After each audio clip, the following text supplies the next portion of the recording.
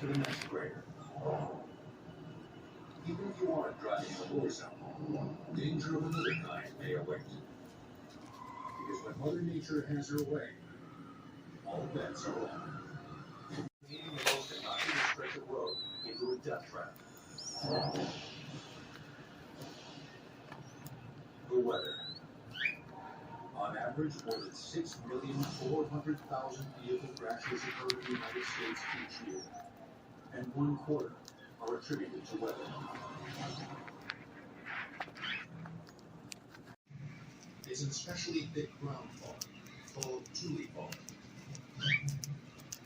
You can imagine the havoc it sometimes triggers on two of the state's straightest, busiest routes.